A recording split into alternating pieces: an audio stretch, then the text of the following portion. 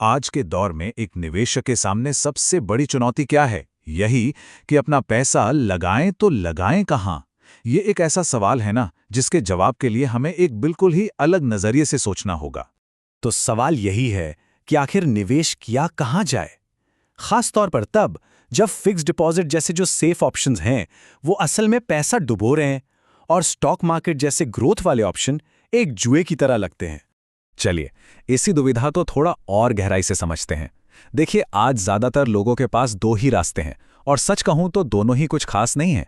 एक तरफ गारंटी तो है पर रिटर्न नहीं है, और दूसरी तरफ रिटर्न तो है पर कोई गारंटी नहीं। ये असल में एक सीधी सी लड़ाई है। फिक्स डिपॉजिट में क्या होता है? असली महंगाई के सामने पैसे की कीमत कम होना तय है, मतलब एक गारंटी वाला नुकसान। और दूसरी तरफ है स्टॉक मार्केट, जहां शॉर्ट टर्म में पैसा बनाना सिर्फ और सिर्फ एक सट्टा है जिसका कोई अंदाजा नहीं लगा सकता।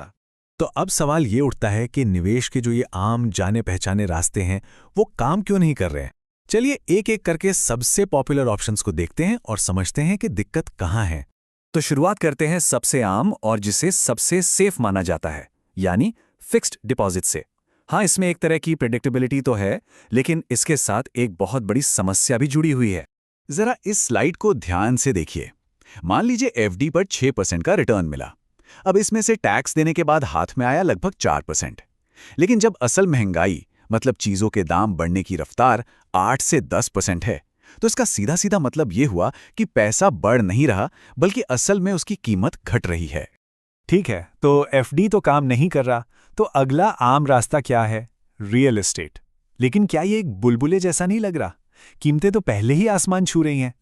आज रियल एस्टेट में 3 बहुत बड़े खतरे हैं।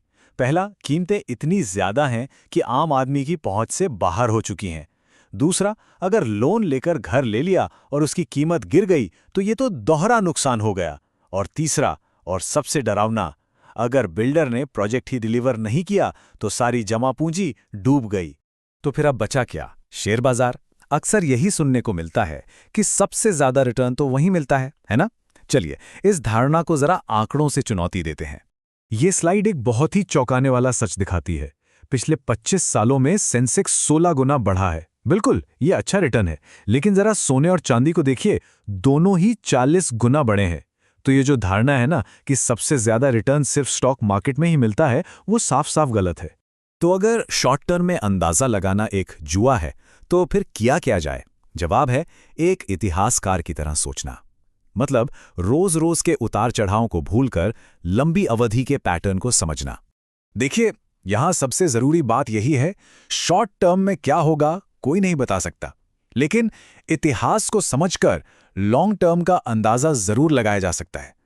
इतिहास में आर्थिक चक्र बार बार खुद को दोहराते हैं, हमें बस उन्हीं पैटर्न को पकड़ना है। इसे समझने के लिए गोल्ड रश का सबसे अच्छा उदाहरण लेते हैं। जब सब लोग सोना खोजने के लिए भागे तो सबसे ज्यादा पैसा किसने कमाया? सोना खोजने वालों ने नहीं, बल्कि फावड़े और मशीनें बेचने वालों ने। आज का सोना क्या है? एआई और नई टेक्नोलॉजी। और आज के नए फावड़े, वो हैं ऊर्जा और वो जरूरी चीजें जिनके बिना ये टेक्नोलॉजी एक कदम भी नहीं चल सकती।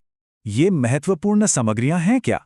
ये वो तत्व हैं जैसे कॉपर और चांदी, जिनके बिना ना तो एआई के डेटा सेंटर बन सकते हैं, ना सोलर पैनल और ना ही डिफेंस की मिसाइलें। ये नई अर्थव्यवस्था की रीढ़ की हड्डी हैं। तो इस ऐतिहासिक नजरिए से देखें तो कौन से एसेट्स फिट बैठते हैं?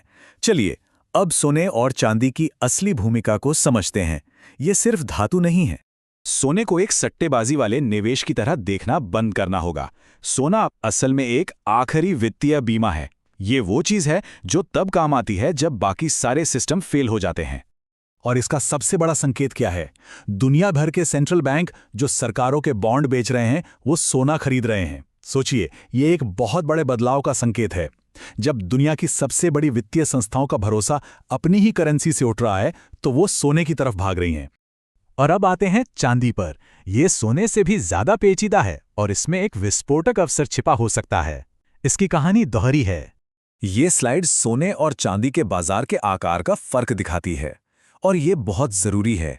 सोना एक हाथी की तरह है, $17.5 ट्रिलियन का विशाल बाजार, और चांदी एक चींटी की तरह जिसका बाजार सिर्फ $80 बिलियन का है।